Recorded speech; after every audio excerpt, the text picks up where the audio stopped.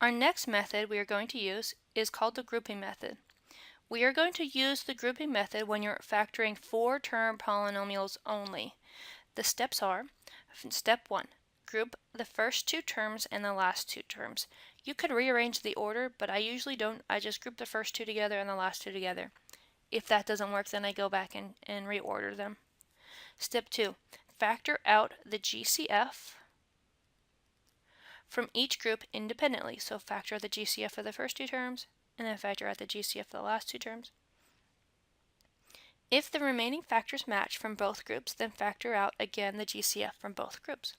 Factor further if necessary. So, when do you want to use grouping? We only use grouping when we're factoring 4-term polynomials. This is the only time grouping is actually going to work. So on these examples, you want to factor out the polynomial using grouping. So I'm going to factor the first group in blue and the second group in red. So you might want to just take your fingers and cover up the red group so that you don't see them at all. Just looking at the blue group only. What is the GCF that can come out of 10HN and 3KM? Well, it doesn't look like there can anything be factored out of there. Now let's look at the red group, 2HM and 15KN.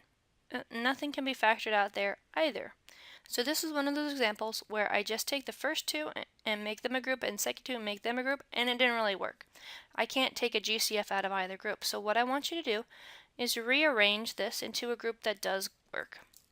So with the 10HN, which one of these terms has common factors with 10H and N? Well, to me it looks like 2HM works. This is not the only way, but this is one way. So all I really did is I switched the 2 middle terms. Notice the 2 was positive 2HM, so it stayed positive 2HM, even though I reordered it. The negative 3KM was negative, and it stayed negative, even though I reordered it. Now I'm going to regroup with my red and my blue. So in the blue group in the front, 10HN and 2HM. What is a GCF on the blue group? Well, it looks like 2 is common and H is common. So when I factor out 2H, I'm getting 5N plus 1M. Okay, at this point I can go back and erase my 1 because I don't really need it, but I like to have it there until I know that I have a variable after it.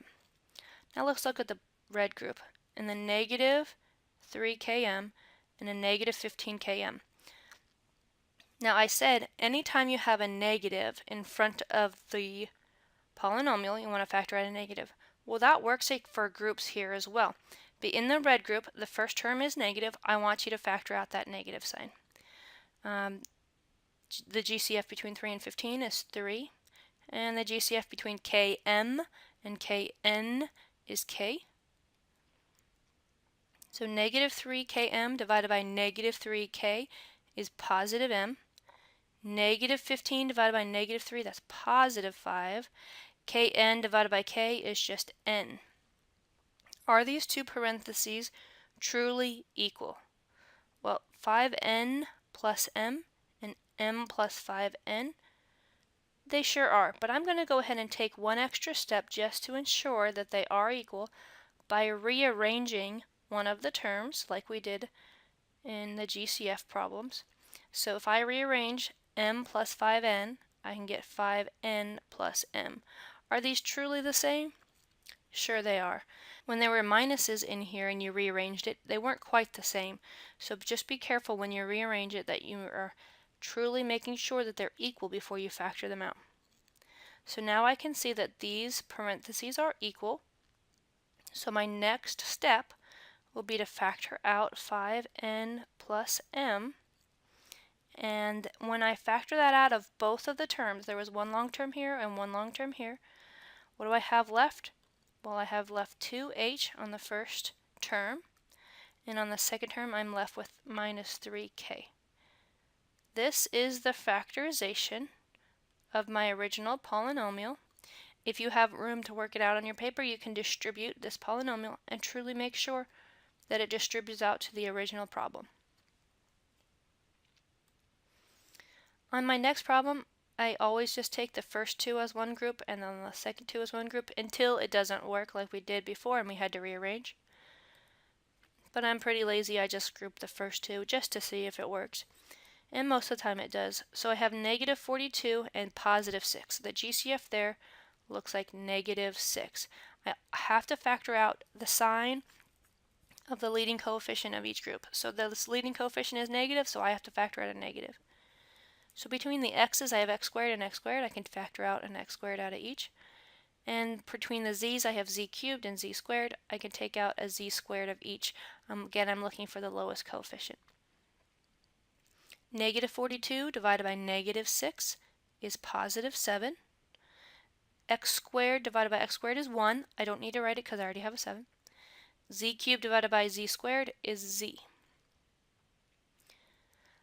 Positive 6 divided by negative 6 is negative 1.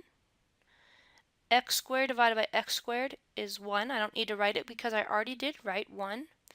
Z squared divided by z squared is 1. So it looks like my inside parentheses is just 7z minus 1. On my red parentheses, I have a negative 2 and a positive 14.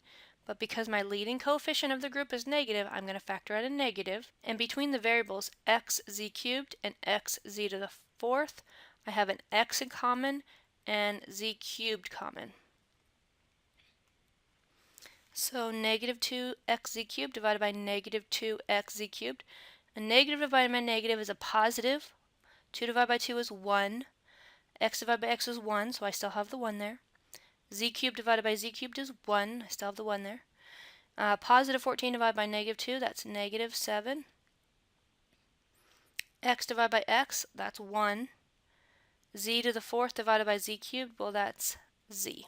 Are these two parentheses the same? Well, they're not quite the same. They're backwards, aren't they? So just like in the last problem, I'm going to rearrange.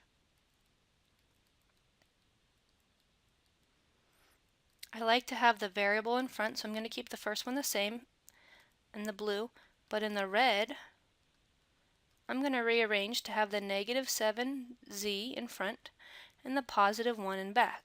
Now, the two parentheses do not look the same. This one's positive 7z minus 1, and this is negative 7z plus 1. So what I can do is I can factor out a negative in the red group, which leaves me with negative 1. And when I factor that out, I'm getting a positive 7z. Positive 1 divided by negative 1 is negative 1.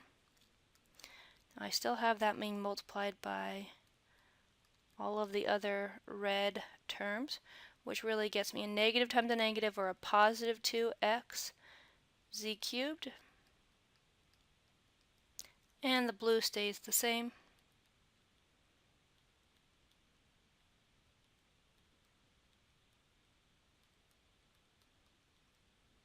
And out of these two terms, it looks like I have a GCF of negative, because the first term is negative, so I'm going to factor out a negative. 2. There is an x common. There is two z's common. And it also looks like these parentheses 7z minus 1 is common. I have two terms left, the blue term left and the red term left that I need to write. So negative 6 divided by negative 2, that's positive 3. X squared divided by x, that's x. Z squared divided by z squared, that's 1. I don't need to write it. The parentheses divided by the same parentheses, that's 1. I don't need to write it. On my next term, positive 2 divided by negative 2, that's negative 1. X divided by x is 1. I don't need to write it. Z cubed divided by z squared, that's z. At this point, I could go back and erase my 1 if I really wanted to. And 7z minus 1 divided by 7z minus 1, that's just 1. Again, I don't need to write it. I already have terms there. So this is my factorization. That was a good problem.